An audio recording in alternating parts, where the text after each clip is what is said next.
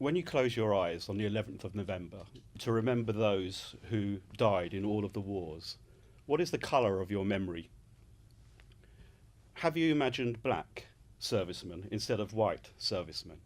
I would be surprised if the answer was yes, because after the war, military and colonial officials from the British Empire made a determined effort to keep the memory of Africans and Caribbeans out of the war.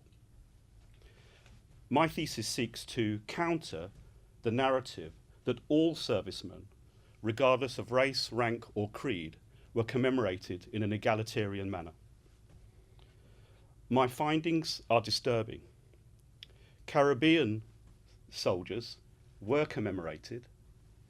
However, 250,000 so-called native Africans were not commemorated because they were heathens.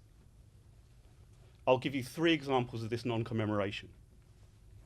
1, in 1919, in the Victory Parade in London, Africans and Caribbeans were not invited.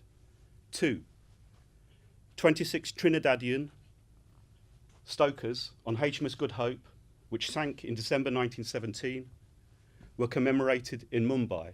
The British sailors and stokers who died alongside them were commemorated separately in Portsmouth.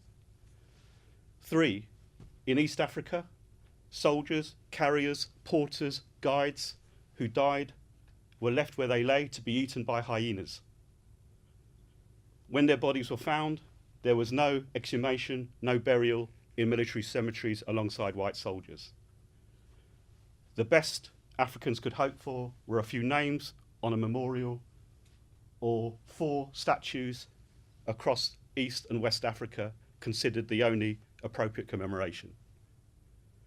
In short, not a single African who died on African soil has their own grave with a headstone. It's a shocking discovery. Why did this occur?